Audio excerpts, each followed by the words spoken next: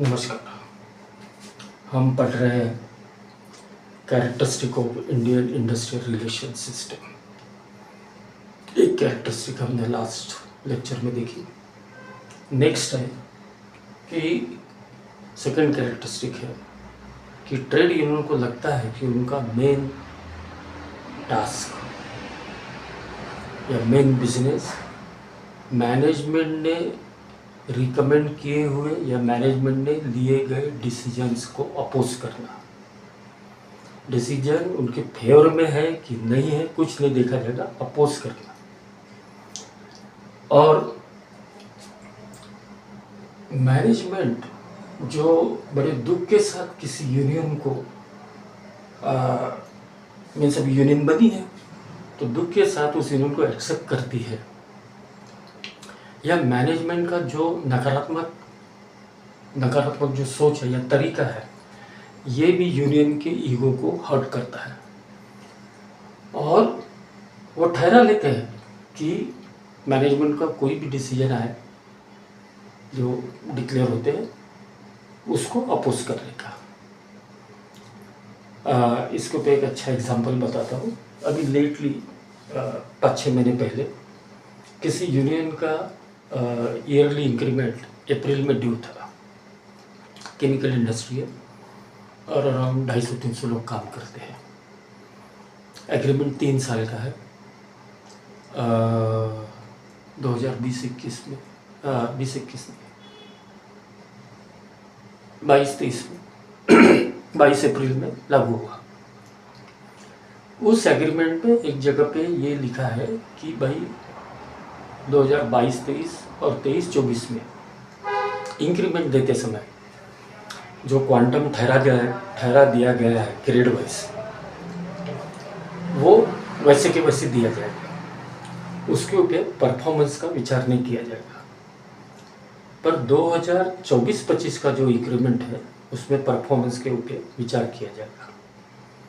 Performance में 3-4 ही चीज़ें थी, बहुत ज़्यादा चीज़ें नहीं थी। एक था ऑन द जॉब आदमी कितना वर्सटाइल है, एक मशीन के अलावा और कितनी मशीन्स का काम सीखा है और इंडिपेंडेंटली कर सकता है। यदि कल मल्टीटास्किंग में मुझे उसको यूज़ करना है तो कितनी मशीन्स चला सकता है।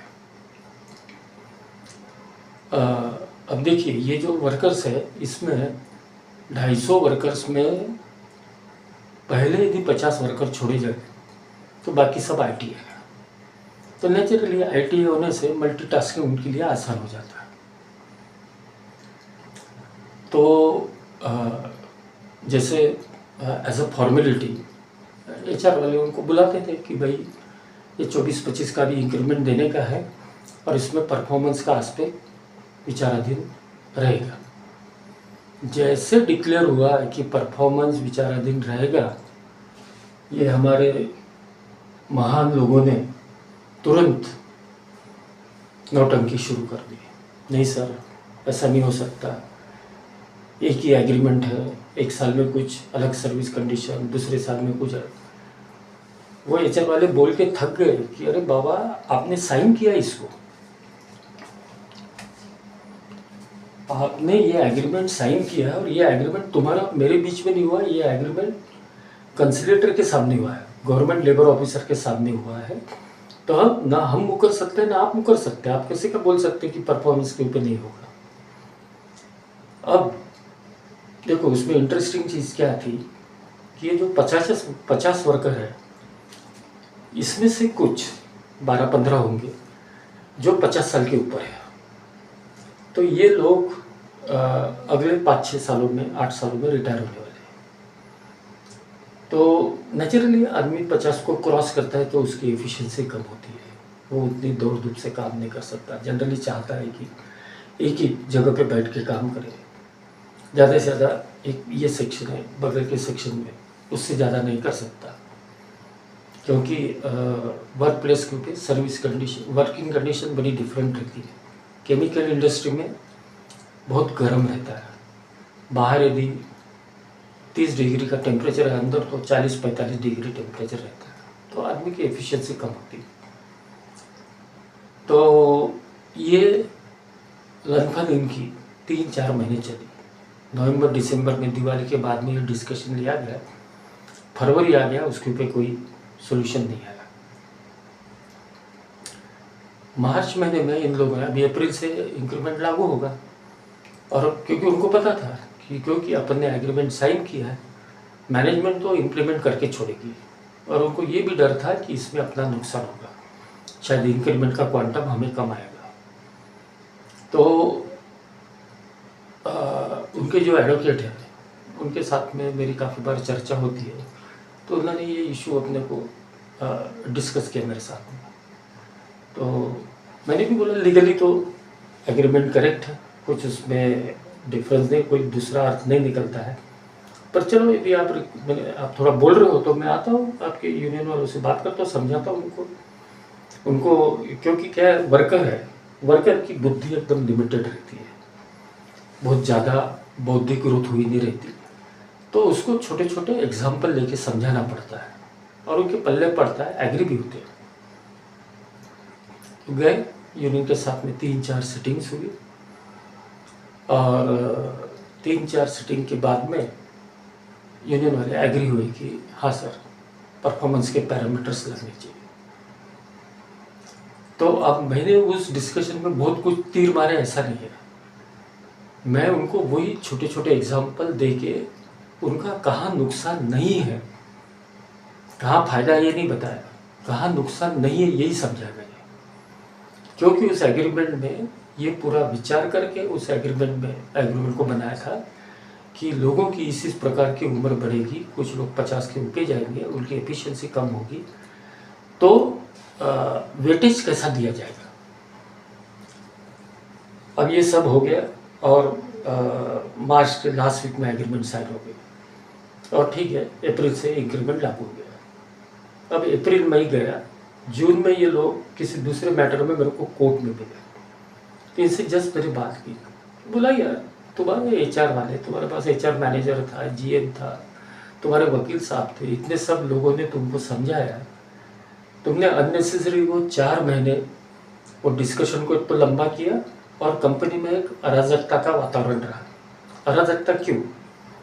स्ट्राइक नहीं हुआ, कोई किसी को धमकारा नहीं है, पर गो स्लो हुआ। वो यूनिट जो हर रोज 20 टन प्रोडक्शन निकालता है, वो 10 टन निकालता था। अब देखिए, प्रोडक्शन कम निकला, मालक को पूरे 250 लोगों की तनख्वाह देनी थी, वो 10 किलो निकले, 5 किलो निकले, 10 टन निकले, 20 टन निकले। कामगार ड्यूटी पे आए, उसका मीटर शुरू हो गया, उसको पैसे देनी है। पावर में यदि आप इलेक्ट्रिक बिल देखोगे एचटी कनेक्शन के, उसमें एक कॉन्ट्रैक्ट डिमांड रहती है। सपोज मुझे आज हर रोज मुझे 100 यूनिट चाहिए, तो मैं 150 यूनिट का डिमांड लूँगा या 110 यूनिट का डिमांड लूँगा। तो पावर डिपार्टमेंट जो है, मीन्स इलेक्ट्रिसिटी बोर्ड, वो उतनी पावर मेरे लिए रोक के रखते हैं 110 यूनिट के, और उसका चार्ज लगाते हैं। यदि मैं 110 यूनिट हर महीने इस्तेमाल नहीं करूँ तो भी मुझे वो 2 लाख 5 लाख रुपए देने हैं। ज़्यादा दूँ तो अलग टेरिफ से चार्ज होगा, पर यदि मैं कम इस्तेमाल करूँ फिर भी मुझे वो 5 लाख रुपए महीने के देनी है। तो मैं चाहूँगा कि मैं पूरे 110 यूनिट हर रोज़ खर्च करूँ। तो पावर छाती पे बैठ रही है, क्योंकि 20 टन के अगेंस्ट में 10 टन का प्रोडक्शन निकल रहा है। दूसरा, उस कंपनी में बॉयलर था पानी गर्म करने के लिए, दैट इज स्टीम बनाने के लिए। तो बॉयलर में कोयला हर रोज जल रहा है, पानी भी यूज़ हो रहा है, पानी की स्टीम हो रही है। ये अलग बात थी कि वो स्टीम यूज़ नहीं होती थी, तो बॉयलर के चैम्बर में प्रेशर 5 kg एक्सीड होने के बाद में वो बाहर छोड़ देता था उतनी स्टीम। तो अल्टीमेटली क्या हुआ, स्टीम जनरेट हुई पर यूज़ नहीं हुई, कोयला जला, पानी यूज़ हुआ, स्टीम यूज़ नहीं हुई। मीन्स मालक को इनडायरेक्टली नुकसान झेल रहा है मालक। तो ये बात उनसे की मैंने कोर्ट में की, या फिर इतना गो स्लो ये वो सब नौटंकी क्यों की। वो क्या बोले, सर यदि हम ये नहीं करते ना तो मालक को भी, हमें सब पता था कि इसमें होने वाला कुछ नहीं है, क्योंकि एग्रीमेंट तीसरी पार्टी के पास में हुई है। इसमें तो मुकर ही नहीं सकते। ये तो हमारे मालिक की अच्छी बात थी कि उन्होंने आपको उसमें इन्वॉल्व किया और वकील साहब तक ही इन्वॉल्व किया। यदि वो कहीं कंसिलेटर के पास जाते ना तो हमको तो गर्दन झुका के वापस आना पड़ा रहता। पर क्या करें, हमारी फितरत है सर। आप कुछ थोड़ा सा ज़्यादा बोलो, हम उसको प्रोटेस्ट करेंगे। तो हमने ऐसे टाइम पास किया। नहीं तो भी इंक्रीमेंट तो अप्रैल से लगने वाला था, तो जनवरी फरवरी मार्च क्या करने का। हमने हमारा थोड़ा प्रभाव डालने की कोशिश की, जबकि पता था कुछ उपयोग नहीं होने वाला। तो ये सोच बनी हुई उनकी कि मालिक ने मुंह खोला कि ये तुम्हारे बेनिफिट के लिए, तो भी अड़ंगा डालने का, तो भी प्रोटेस्ट करने का। एक हमारे यहाँ की कैरेक्टरिस्टिक है। कोई वो डॉक्यूमेंट थोरोली पढ़ेगा नहीं, भाई मेरा कहाँ नुकसान है, कहाँ फायदा है, कुछ नहीं। मालिक ने हट के बात की, बैठ जाओ उसकी छत पे। दूसरी कैरेक्टरिस्टिक हमारे देश में जो यूनियंस है टोटली अनऑर्गेनाइज है। ये दुख की बात है कि वो देश जहाँ पे लोगों की, कामगारों की एक्सप्लॉयटेशन करने की प्रवृत्ति रही है, और उस प्रवृत्ति के कारण हमारे यहाँ पे यूनियंस बनी है। ये जो यूनियंस है एकदम स्कैटर्ड वे में है। इनको कोई भी गुमराह करके कहीं पे भी ले जा सकता है। और ये क्यों हो रहा है, क्या है, जो यदि हम थोड़ा हमारे लेबर लेजिस्लेशन में जाए, हमारा ट्रेड यूनियन एक्ट 1926 जो है, ये हमें कहीं बाधित नहीं करता यूनियन बनाने के लिए। उसमें यूनियन बनाने का एक डेफिनेशन दिया है, पैरा दिया है। क्या बोलते हैं, any 7 or more members by subscribing their names to the bylaws of the union may form a union by applying in prescribed format। Prescribe format में क्या दिया है कि भाई तुम्हारे यूनियन का क्या नाम है, तुम्हारी बायलॉज क्या है, बायलॉज उसके साथ अटैच करो। तुम्हारे यूनियन के जो पैटर्न है, जो यूनियन बना रहे हैं, पहले 7-8 मेंबर पैटर्न रहते हैं, तो वो पैटर्न के नाम, गाँव, पत्ता, टेलीफोन नंबर, ढमका टमका, आधार कार्ड लगाओ, ये लगाओ, वो लगाओ, बस एप्लीकेशन सबमिट करो। प्रिस्क्राइब फी भर के register of trade union application को एग्जामिन करेगा नहीं क्या, उसको भी सरकार ने बहुत नैतिक जवाबदारी दी है कि ये जो बायलॉज ऑफ द यूनियन है, ये कहीं पे कामगारों के अहित के तो नहीं है, ये कामगारों के हित के ही है, या इसमें से और कुछ ये यूनियन करना चाहती है, कामगारों को आगे करते हुए, कामगारों को एज ए ढाल यूज़ करते हुए। तो वो उसको एग्जामिन करते हैं, जहाँ उनको ऑब्जेक्शंस रहते हैं वो ऑब्जेक्शन रेज करते हैं। यूनियन को ऑब्जेक्शन एक तो सस्टेन करना पड़ता है या ओवर रूल करना पड़ता है, और इस प्रकार से यूनियन फॉर्म हो जाती है। तो देश में तो कचरे जैसी यूनियन से, और मालिक अपना फिर ये कचरे जैसी यूनियन से ये खुद को इनसिक्योर समझते हैं। अब यदि मेरे यहाँ पे जो उन्होंने जिस कंपनी में मुझे बुलाया गया था, जहाँ पे जो उन्होंने किया नाटक, ये क्या था, ये उनकी जो सॉलिडरिटी है ना, एकजुटता, ये वो दिखाना चाह रहे थे। उनको इस सॉलिडरिटी के ऊपर डर था कि जो यंग टेक्नीशियन और ऑपरेटर से जो ITI है, ये शायद हमारे से ज़्यादा वेतन लेंगे, इनको शायद ज़्यादा बेनिफिट्स दिए जाएंगे क्योंकि मल्टीटास्किंग करते हैं। हमारी तो उम्र हो गई, हम कर नहीं सकते, चाह कर भी, तो हो सकता है हमारी सीनियरिटी होने के बावजूद हमको वेतन का रेट कम मिले या इंक्रीमेंट का रेट कम मिले। इसके लिए वो एक दिमाग में डर लेके, जबकि जो 5 रिप्रेजेंटेटिव, उनको पता था इस एग्रीमेंट को चैलेंज करके कुछ नहीं होने वाला है, पर बोले भड़का के देखो, भड़क गए तो बहुत अच्छी बात है, नहीं भड़के तो ठीक है, अप्रैल से तो लागू होने वाला है। और वही किया उन्होंने, 4 महीने नुकसान किया। अब क्योंकि ये बात, अब मैं उनका HR मैनेजर नहीं हूँ या कुछ नहीं हूँ, मैं थर्ड पार्टी हूँ। एज ए एकेडमिशियन पहचाना जाता, या ज़्यादा करके IR स्पेशलिस्ट पहचाना जाता, इसलिए बुलाया था। ये बात तो मैंने उनके वकील से की, वकील ने मैनेजमेंट से की। अब मैनेजमेंट फिर से उनके कान खड़े हो गए, अच्छा इस प्रकार से करना था उनको, इसलिए मेरा इतना नुकसान किया, उतना कि इनकी डिसिप्लिनरी एक्शन लो। वकील बोले सर डिसिप्लिनरी एक्शन लेंगे, पर उसमें विटनेस कौन आएगा? वो जो बंदा मैंने बुलाया उसको कोई आपने फॉर्मल लेटर नहीं दिया था कि हम तुमको अपॉइंट कर रहे हैं एज ए नेगोशिएटर या जो भी, वो क्यों आएगा? वही एक बंदा है जिसके पास में ये बात हुई थी, तो वही तुम्हारे लिए स्ट्रॉन्ग विटनेस है। और उस बंदे को किसी फॉर्मल लेटर, वो आया, ना आपको कोई फीस चार्ज किया, ना कुछ किया, एक एज ए सोशल रिस्पॉन्सिबिलिटी आके मेरे शब्दों के ऊपर, दैट इज वकील शब्दों आके अपना काम करके चले गया। अब मैनेजमेंट हैंडीकैप होगी, हम डिसिप्लिनरी एक्शन नहीं ले सकते। अब ठीक है, जो हुआ नुकसान हुआ। अब वो जो नुकसान हुआ और उस नुकसान के पीछे में जो मकसद था अभी वो दिमाग में चल रहा है, पकड़ा है। नेक्स्ट एग्रीमेंट आएगा तो ये कसर उतारेंगे। तो इस प्रकार का भी पैसिव थॉट लेके भी मैनेजमेंट चलती है। उसमें मैनेजमेंट भी थोड़ी बहुत, अल्टीमेटली मैनेजमेंट क्या, वो भी ह्यूमन बींग्स है और हर एक के अपने सोचने की लिमिटेशंस है। जब आदमी हताश हो जाता है, थक जाता है, 10 लोगों के साथ बात करने पर भी कोई सोल्यूशन नहीं मिलता, हो सकता है उसकी भी बुद्धि भ्रष्ट होती है, तो वो फिर ऐसे खुन्नस वाली बात करता है, बदले वाली बात करता है।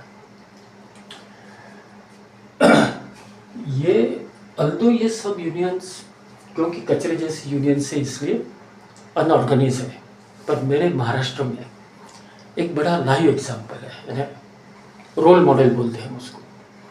मेरे देश में जो रोडवेज है, जो महाराष्ट्र गवर्नमेंट का है, Maharashtra state road transport corporation, या यहाँ पे कॉमनली एसटी बोला जाता है, एसटी बस, ये ऑर्गेनाइजेशन में भी कचरे जैसी यूनियंस है। साल भर ये आपस में भिड़ते रहते हैं, अपने मेंबर्स मीन्स लोगों को अपनी यूनियन की मेंबरशिप बढ़ाने के लिए कुछ आमिष देते रहते, कहीं पे धमकाते रहते, झगड़े होते हैं, सब कुछ होते हैं। पर उसमें एक चीज़ बहुत प्रशंसनीय है, वो है ना ये कि बोनस का इशू आया तो ये पूरे 22-23 एक बाजू में और मैनेजमेंट एक बाजू में, ये उनकी सॉलिडरिटी है, ये एकजुटता। मीन्स हम बोलते हैं ना हमारे देश में अनेकता में एकता, ये है वो इशू जो सबके लिए कॉमन है। क्योंकि बोनस के परसेंटेज के ऊपर होता है ना कि भाई मैक्सिमम आप 20% दे सकते हो, फिर उसके ऊपर एज ग्रेशिया दे सकते हो। तो कंपनी के क्या प्रॉफिट्स हुए, क्या नहीं हुए, कंपनी कहाँ मैनिपुलेट करके बता रही कि हमारे लॉसेस हुए, ढमका हुआ टमका, सब जानकारी रहती है उनके पास। तो उस समय एक प्लेटफॉर्म पे आएगा, एक बाजू में रोडवेज यूनियन और एक बाजू में रोडवेज मैनेजमेंट। तो ये भी हमारे देश में खासियत है, हम आपस में झगड़ेंगे भी, पर कॉमन कॉज रहा था हम एक प्लेटफॉर्म पे आके फिर आपके साथ झगड़ेंगे। तो पर एक खासियत क्या है कि देश में 5 सेंट्रल ट्रेड यूनियन है, इंटक है, आईटक है, C2 है, फिर आईटक की आइडियोलॉजी को एडॉप्ट करने वाले BMS है, ऐसे 4-5 बड़ी यूनियन है। इन यूनियंस के साथ में देश के अलग अलग कंपनियों में जो छोटी यूनियंस है वो जुड़ी हुई है, ठीक है। तो ये बड़ी यूनियंस है, इनका जो प्रभाव समाज में है उस प्रभाव का थोड़ा बहुत बेनिफिट ये छोटी यूनियंस को भी मिलता है। पर दुख की बात यह है कि ये जितनी बड़ी यूनियंस है इनके ऊपर हमारे देश में पॉलिटिकल प्रभाव है, ये राजनीतिक पार्टियों के साथ जुड़े हुए हैं। तो अल्टीमेटली आप अंदाज लगा सकते हो कि राजनीतिक पार्टियों का यदि इंटरेस्ट आया, जब यूनियन जो बाहर की है उसका ही कोई इंटरेस्ट नहीं है कि वो कंपनी चले कि नहीं चले, सिर्फ हमारा नाम, हमारा बोलबाला हो, तो नेशनल लेवल की यूनियंस के साथ में यदि पॉलिटिकल पार्टी जुड़ी हुई है तो उनका क्या होगा। अल्दो देश में ऐसी कई नेशनल यूनियंस है, ज़्यादा करके पब्लिक सेक्टर अंडरटेकिंग्स में, कि जिन्होंने बहुत अच्छा किया, बहुत अच्छे बेनिफिट्स दिए हैं। मीन्स वेलफेयर के लिए उन्होंने क्या नहीं किया, सरकार की तरफ से बराबर पैसा निकाला, बराबर अपनी डिमांड्स पूरी करा ली, बराबर बोनस, ये वो। इवन प्राइवेट सेक्टर्स में भी बहुत सी जगह पे बहुत अच्छा काम किया उन्होंने।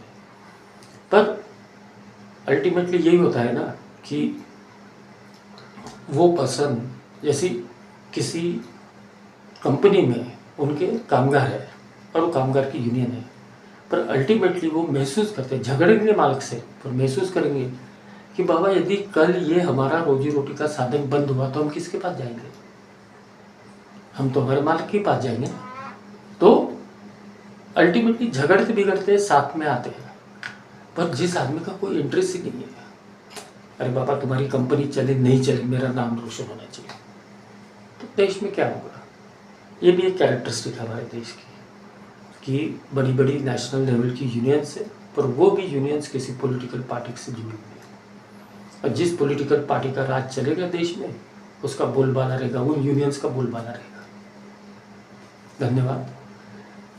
फिर से एक बार रिक्वेस्ट करना चाहूँगा कि मीन्स ये मेरे लोकल जो स्टूडेंट्स उन्होंने बोला कि सर IR कंप्लायंसेस ये जनरली साथ में जुड़ा हुआ रहता है, तो IR के साथ हमको लेबर लॉ भी पढ़ाया जाए। तो आने वाले दिनों में जैसे हमारा ये ख़त्म होता है characteristic of Indian labour, that is chapter 1 complete होता है हमारा, इसके बाद में चैप्टर 2 जो है वो है इंडस्ट्रियल स्ट्राइफ्स, ओके, या डिफरेंसेस। तो वो चैप्टर शुरू होने के पहले बीच में हम कुछ लेबर लॉस पढ़ेंगे, और जैसा इन बच्चों का उसमें कुछ फ़ायदा होता है, आप लोगों का भी फ़ायदा होगा, उसमें भी आप अपने कंसेप्ट क्लियर करेंगे, कर सकते हैं। और जो मेरे वर्किंग प्रोफेशनल्स हैं जो अभी 1-2 साल से कहीं में नौकरी पे लगे हुए हैं और कुछ जवाबदारियाँ उनके ऊपर आई है, वो भी उनके भी कंसेप्ट क्लियर होंगे, वो भी थोड़ा सा अपना एक पोजीशन बनाने में सफल होंगे।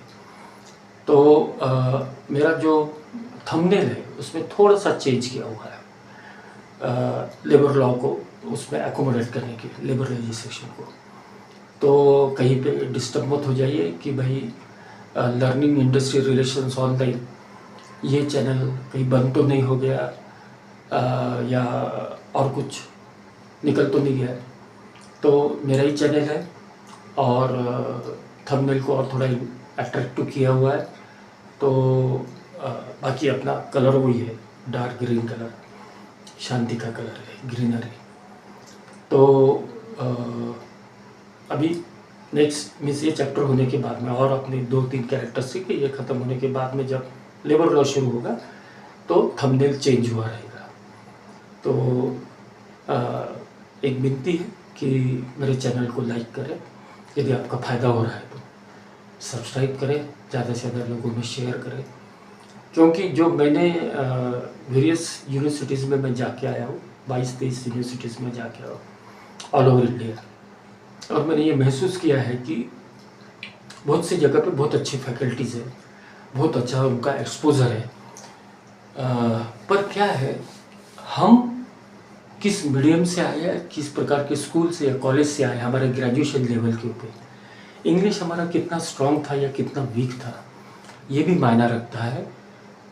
सर जब पढ़ा रहे लेक्चर उस समय ग्रास्पिंग करने में, इसलिए मैंने ये चुना है कि भाई राष्ट्रभाषा है हमारी हिंदी, हिंदी में लोगों को समझाया जाए। बाकी तो नोट्स अंग्रेजी में है, पर एक बार समझ लिया तो नोट्स को फिर उतारने में हमें आसानी होती है। धन्यवाद।